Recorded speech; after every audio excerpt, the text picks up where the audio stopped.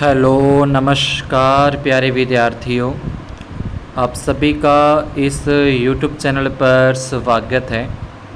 आज अपने कक्षा 8 विषय गणित के अंदर अपनी प्रश्नावली 9.3 को सॉल्व करते हैं।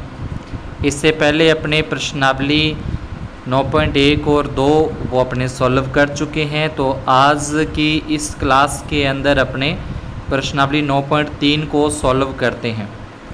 इसमें पहला प्रश्न अपने को दिया गया है कि आपको एक बेलनाकार टैंक दिया हुआ है। ठीक है, जैसा आप चित्र में देख रहे हैं। तो निम्नलिखित में से किस स्थिति में आप उसका पृष्ठीय क्षेत्रफल ज्ञात करेंगे और किस स्थिति में आयतन। तो कई बार अपने को कंफ्यूज करता है, प्रश्न के अंदर भी इसमें आयतन का सूत्र लगेगा या फिर क्षेत्रफल का सूत्र लगेगा। तो इसमें ए नंबर पॉइंट दिया है, यह ज्ञात करने के लिए कि इसमें कितना पानी रखा जा सकता है। अब टैंक के अंदर यहाँ पे अपने चाहे पानी रखा जाने की बात हो रही है, चाहे इसमें कुछ भरने की बात है, पानी है, चाहे कोई कलर भरना है या इसमें दूध भरना है, चाय भरना है, कोई इसमें तेल भरना है, यानी कोई भी चीज़ इसके अंदर अगर भरने की बात हो रही है तो उसके अंदर अपने हमेशा आयतन ज्ञात करते हैं। चाहे इस अपने जो टैंक दे रखा है, इस टैंक के अंदर अगर अपने को छोटे छोटे डिब्बे भी डालने हैं ना, जो प्लास्टिक वाले डिब्बे होते हैं छोटे, अगर वो डाल के इसको भरना है तो उसके लिए भी इसका आयतन ज्ञात किया जाता है। यानी कि कोई भी चीज़ जो इसको भरेगी अंदर से, उसके अंदर अपने क्या करेंगे, आयतन का सूत्र लगाते हैं। तो पहला इसमें आ जाएगा पहले पॉइंट में किसका आयतन ज्ञात करेंगे। फिर दूसरा है इसका प्लास्टर करने के लिए वांछित सीमेंट की बोरियों की संख्या। अब इसके ऊपर प्लास्टर करना है, चाहे इसके ऊपर रंग करना है, सफ़ेदी करनी है, सीमेंट करना है, इसके ऊपर टाइलें लगानी है, तो उस कंडीशन के अंदर अपने क्षेत्रफल ज्ञात करते हैं। पृष्ठीय क्षेत्रफल इसका ज्ञात किया जाता है। तो सेकंड बी नंबर का आ जाएगा पृष्ठीय क्षेत्रफल लिख देना है। और सी नंबर में इसमें भरे पानी से भरे जाने वाले छोटे टैंकों की संख्या। तो इसके अंदर भी जितना इसमें पानी है उस पानी से छोटे टैंक भरे जाएंगे, तो उस कंडीशन के अंदर भी क्या होगा, आयतन ही ज्ञात किया जाएगा।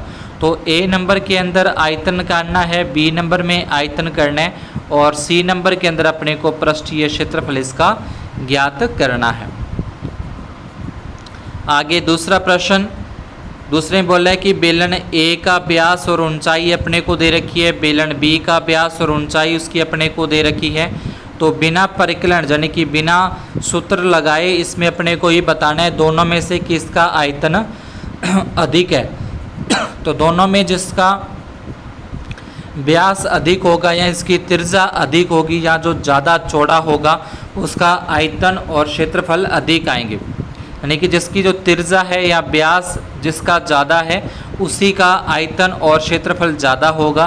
तो इसमें आ जाएगा कि बी का आयतन क्या है, अधिक है। तो इसमें जो बी नंबर है उसका लिख देंगे आयतन अधिक है। उसके आगे बोला दोनों बेलनों का आयतन ज्ञात करना है और दोनों का ही अपने को पृष्ठीय क्षेत्रफल भी ज्ञात करना है। तो ये अपने दोनों का पहले आयतन और दोनों का क्षेत्रफल ज्ञात करते हैं। तो सबसे पहले अपने इस प्रश्न में 2 में लिखेंगे कि बेलन का व्यास, जैसे कि अपने को दे रखा था, यहाँ पे बेलन का व्यास है वो 7 सेंटीमीटर अपने को दे रखा है। फिर उसकी जो त्रिज्या है वो अपने को त्रिज्या क्या हो जाएगी, जो 7 व्यास है उस व्यास का आधा हो जाएगा 7/2। और उसकी जो ऊंचाई है, ऊंचाई अपने को प्रश्न में दे रखी है 14 सेंटीमीटर है। तो पहले बेलन का व्यास उससे त्रिज्या 2 का भाग दे देंगे, यानी कि जितना व्यास दे रखा है उसका आधा करते हैं, त्रिज्या आती है, ऊंचाई अपने को दे रखी है। इसी तरीके से अगर अपने देखें तो बेलन बी का व्यास अपने को दे रखा है 14 सेंटीमीटर। तो 14 का आधा करेंगे, त्रिज्या आ जाएगी उसकी 7 सेंटीमीटर और ऊंचाई उसकी आ जाएगी 7 सेंटीमीटर। दोनों का दे रखा है, अपने दोनों का व्यास और ऊंचाई और त्रिज्या दोनों ए और बी का लिख देना है। उसके बाद फिर अपने को पूछा था कि इसका आयतन अधिक है, तो अपने लिख देंगे बेलन बी का आयतन अधिक है। अब सूत्र लगा के दोनों का जो आयतन है वो अपने को ज्ञात करना है। तो पहले बेलन ए का आयतन ज्ञात करते हैं। आयतन ज्ञात करने का सूत्र होता है पाई आर स्क्वेयर एच होता है। तो पाई आर स्क्वेयर एच इसका अपने यहाँ पे सूत्र लगा देंगे। पाई का मान आपको पता है 22/7 रखना है। त्रिज्या जो बेलन ए की थी वो 7/2 और 7/2 आ जाएगी। फिर उसकी ऊंचाई 14 आ जाएगी। तो इसके बाद ये जिस पाड़े से कटते हैं उसको कट कर देंगे। जैसे ये 2 के पाड़े से कट जाएगा, अगर अपने 2 के पाड़े से काटें तो ये 11 तक कटता है।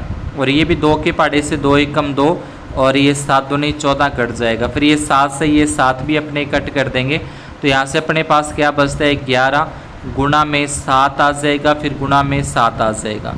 तो 7 को 7 से गुणा करें 49 होता है। 49 को 11 के साथ गुणा करना है, तो 49 को 11 से गुणा करेंगे तो ये आ जाएगा 539 और सेंटीमीटर के ऊपर घात आ जाएगी 3। तो ये क्या आ जाएगा अपना इसका आयतन ज्ञात हो जाएगा, बेलन ए का आयतन। इसी प्रकार से फिर अपने को बेलन बी का आयतन ज्ञात करना है। तो बेलन बी के आयतन का भी सूत्र आयतन का वही रहेगा, पाई आर स्क्वेयर एच होता है। अब इसमें पाई की जगह पे तो 22/7 अपने को रखना है। आर तो बेलन बी की त्रिज्या 7 गुणा 7 और ऊंचाई भी उसकी 7 आ जाएगी। तो एक साथ से इसका एक साथ कट जाएगा। यहाँ पे 22 का गुणा अपने करें 7 7 49 के साथ। तो 22 का 49 के साथ अपने को गुणा कर देंगे। तो गुणा करने पर जितना आता है वो अपने को यहाँ पे लिख देना है।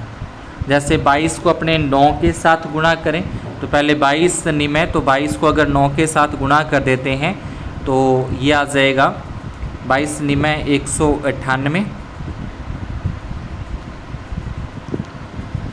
ये अपने पास गुणा करके 22 का 49 के साथ गुणा करेंगे 1078 सेंटीमीटर आ जाएगा। ऊपर वाले का जो अपने ए नंबर का उत्तर निकाला था तो उस ए नंबर का उत्तर अपने पास आया था 539। तो यहाँ से आप देख सकते हो कि जो बेलन बी है उसका जो आयतन है वो अधिक है। अब दोनों के अपने को पृष्ठीय क्षेत्रफल भी ज्ञात करने हैं। बेलन ए का पृष्ठीय क्षेत्रफल तो यहाँ पे सूत्र आ जाएगा 2 पाई आर प्लस एच आ जाएगा। इसका कुल पृष्ठीय क्षेत्रफल का सूत्र है, यानी कि इसको बनाने में कितनी सामग्री लगती है, जो भी बेलन है उसको बनाने में कितनी सामग्री लगी। तो कुल पृष्ठीय क्षेत्रफल 2 पाई आर और आर प्लस एच होता है। अब इसमें अपने मान यहाँ पे रखें। तो इसके अंदर अगर अपने मान रखते हैं तो अपने पास क्या आएगा, तो 2 का 2 आ जाएगा। पाई की जगह पे अपने को पता है कि पाई की जगह पे अपने पास क्या आता है 22/7। फिर आर है तो आर की जगह पे 7/2 आ जाएगा। और उसके बाद फिर अपने पास आर का मान फिर 7/2, एच का मान 14 है। तो ये 2 से अपना ये 2 कट जाएगा, 7 से अपना ये 7 कट जाएगा। तो यहाँ बचेगा 22 गुणा और गुणा का निशान है। उसके बाद इसको अपने हल करें 7/2 और 14 को। तो 14 के बटे में पहले अपने 1 लगा दें, इसका लघुत्तम आ जाएगा 2 आ जाएगा। और उसके बाद तिरछा गुणा कर सकते हैं, 7 एकम 7 और 14 दूना 28 होते हैं।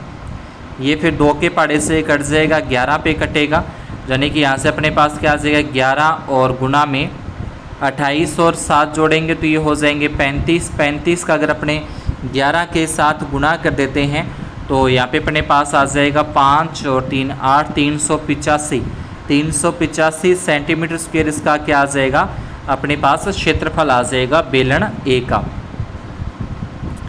इस तरीके से फिर बेलन बी का कुल पृष्ठीय क्षेत्रफल ज्ञात करना है। वही सेम इसमें सूत्र लगा देंगे 2 पाई आर प्लस एच होता है। इसमें अपने जो भी इसके मान थे वो मान इसमें रख देंगे। तो मान रखने के बाद ये 7 से 7 फिर कट जाएगा। 22 का 2 से गुणा करेंगे 44 गुणा 7 और 7 हो जाएंगे 14। और 14 को 4 से 14 चौके 56 होते हैं। और उसके बाद 56 और 5 हो जाएंगे 61, यानी कि 616 सेंटीमीटर स्क्वायर इसका क्या आ जाएगा, क्षेत्रफल आ जाएगा। ठीक है, तो उसका अपने पास जो ए था उसका अर्थ था 385 सेंटीमीटर स्क्वायर और इसका आ जाएगा 616। तो बेलन बी का जिसकी त्रिज्या ज़्यादा होगी, जिसका व्यास अधिक होगा, उसका आयतन भी अधिक आता है और उसकी जो क्षेत्रफल है वो भी अधिक होता है। तीसरा प्रश्न अपने को दिया गया है जिसमें घनाभ का आधार का क्षेत्रफल अपने को दे रखा है 180 सेंटीमीटर। अब घनाभ का जो आधार होता है ना, आधार का क्षेत्रफल होता है, घनाभ का जो आधार होगा वो आयत की तरीके से होता है, यानी कि जो गनाब के जो फलक होते हैं ना, जो गनाब की सतहें होती हैं, जैसे अपना कमरा है, कमरे की जो दीवारें हैं वो प्रत्येक दीवार अपने को एक आयत के आकार की है, जिसकी लंबाई और चौड़ाई अपने को दे रखी है। तो आधार का क्षेत्रफल हो जाएगा लंबाई गुना चौड़ाई बराबर 180 होता है। और अपने को क्या दे रखा है, और अपने को यहाँ पे दे रखा है गनाब का आयतन दे रखा है 900। तो गनाब के आयतन का ही सूत्र आ जाएगा लंबाई गुना चौड़ाई गुना ऊंचाई बराबर 900।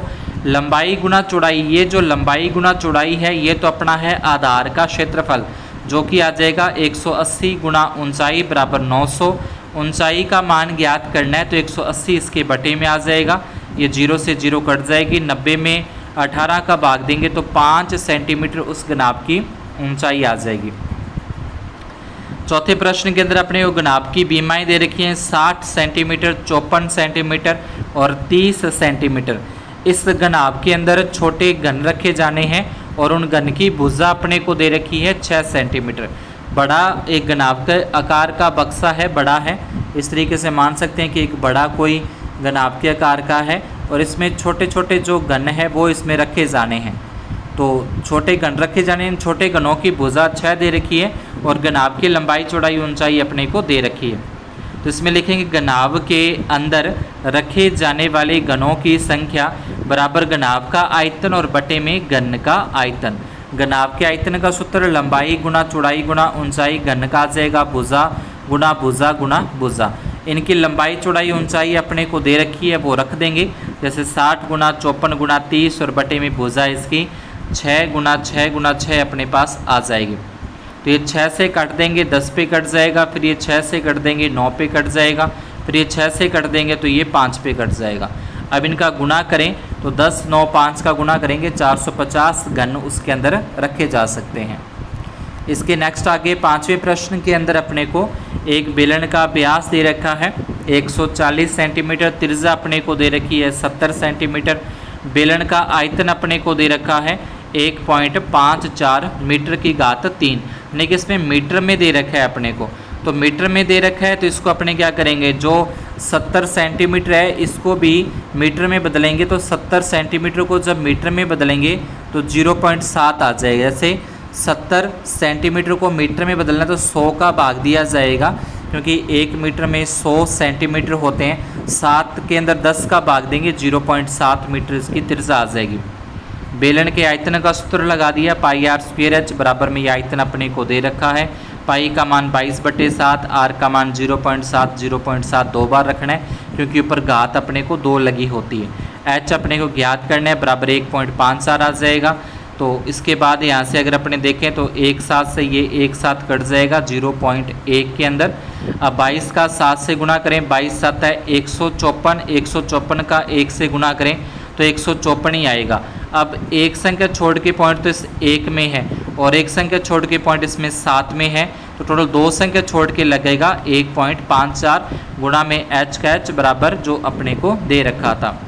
अब ये जो गुणा में 1.54 अब उसके बटे में आ जाएगा 154 में, 154 में 54 का ही भाग देंगे तो 1 मीटर इसकी ऊंचाई है वो आ जाएगी।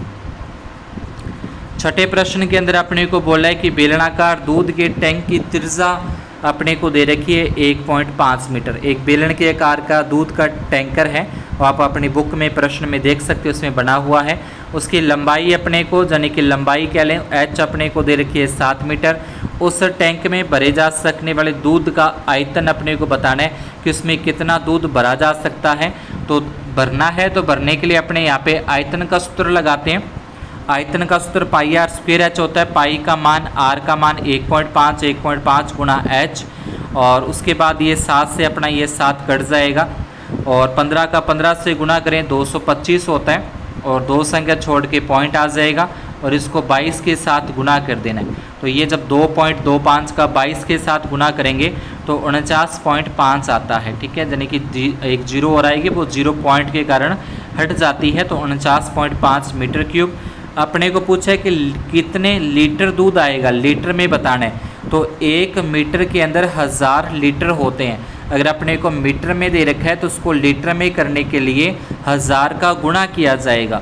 तो 49.5 को 1000 से गुणा करेंगे तो ये आ जाएगा 49,500 लीटर दूध उस टैंकर के अंदर आ जाएगा। 8वां प्रश्न है कि कुंड का आयतन अपने को दे रखा है 108 मीटर। एक कुंड है पानी का, जैसे पानी की अपनी टंकी होती है, वो 108 मीटर क्यूब की है। उस मीटर को अपने लीटर में बदलें तो 1000 के साथ गुणा करना है, तो ये आ जाएगा अपने पास 1,08,000 लीटर की वो क्या आ जाएगी, टंकी आ जाएगी। अब इस कुंड को भरने की जो दर है ना, वो 60 लीटर प्रति मिनट है, यानी कि कुंड के अंदर जो पानी जा रहा है वो 60 लीटर प्रति मिनट, यानी कि 1 मिनट के अंदर 60 लीटर पानी उस कुंड में भरा जा रहा है। तो अपने को ये बताना है कि उस 1,08,000 लीटर पानी पूरा भरने में कितना समय लगेगा। तो उसके लिए अपने 60 का भाग दे देंगे, क्योंकि 1 मिनट में 60 लीटर पानी जा रहा है, तो 60 का इसमें भाग देंगे तो 1800 मिनट, यानी कि 1800 मिनट आ जाएंगे। इसको घंटे में बदलना है, तो घंटे में बदलने के लिए फिर 60 का भाग दिया जाएगा, क्योंकि 1 घंटे में 60 मिनट होते हैं, तो मिनट को घंटे में बदलने के लिए भाग दिया जाएगा, तो भाग देंगे 30 घंटे अपने पास उत्तर आ जाएगा, यानी कि जो वो टैंक है पानी वाला वो 30 घंटे के अंदर भर जाएगा। 7वां प्रश्न था, इसमें अपने को कुछ दे नहीं रखा है, इसमें सिर्फ मान के चलना है। तो इसमें बोला है कि एक तो सीधा कोई घन की भुजा है, कितनी भी हो सकती है, और एक बार उसको दुगना कर दिया जाए तो उसका क्षेत्रफल और आयतन कितने कितने गुना बढ़ जाएगा। तो इसमें सबसे पहले लिखेंगे माना कि घन का जो किनारा है, तो वो घन का किनारा अपने मान के चलते हैं L इकाई का हो जाएगा। इकाई मतलब यहाँ पे सेंटीमीटर मीटर कुछ भी हो सकती है। किनारे को दुगना कर देंगे, दुगने का मतलब 2 से गुणा कर दिया, 2L हो जाएगा। अब घन का पृष्ठीय क्षेत्रफल का सूत्र आ जाएगा 6 गुना भुजा स्क्वायर, 6 और भुजा की जगह L स्क्वायर, तो ये हो जाएगा 6L स्क्वायर। जब किनारे को दुगना करते हैं तो क्षेत्रफल हो जाएगा 6 गुना 2L की स्क्वायर, क्योंकि किनारे को क्या कर दिया, L की जगह पे 2L कर दिया, तो 2L का स्क्वायर करेंगे 4L स्क्वायर, 4 का 6 से गुणा करेंगे 24 आ जाएगा। तो यहाँ से क्या हुआ कि यहाँ पे तो 6 था और यहाँ पे कितना हो गया, 24 हो गया, तो 6 चौके यानी कि 4 गुना यहाँ पे बढ़ गया है। इसी प्रकार से आयतन को देखें तो घन का आयतन का सूत्र होता है भुजा की घात 3, भुजा यहाँ पे L है तो L की घात 3 हो जाएगी। किनारा दुगना करते हैं तो दुगने का मतलब 2L की घात 3 हो जाएगी, तो 2 को 3 बार गुना करेंगे, 2 दूनी 4, 4 दूनी 8, L की घात 3 आ जाएगा। तो इसका जो आयतन है वो यहाँ पे 1L है, यहाँ पे 8 हो गया, यानी कि 8 गुना इसका आयतन है वो बढ़ जाता है। तो अगर किसी भी घन का अगर अपने भुजा डबल कर देते हैं तो उसका क्षेत्रफल 4 गुना बढ़ेगा और उसका जो आयतन है वो 8 गुना बढ़ जाता है, जब अपने किसी घन की भुजा को डबल कर देते हैं, दुगना कर देते हैं। तो आज की क्लास में अपने इतना ही, ये अपनी प्रश्नावली जो 9.3 है वो यहाँ पे होती है कंप्लीट। अगर आपको ये सवाल समझ में आए हों तो वीडियो को लाइक ज़रूर कर दें। चैनल पर नए हों, सब्सक्राइब नहीं किया है तो चैनल को सब्सक्राइब भी अपने ज़रूर कर दें, अपने फ्रेंड्स के अंदर ज़्यादा से ज़्यादा इसको शेयर करें। धन्यवाद और शुभ दिन।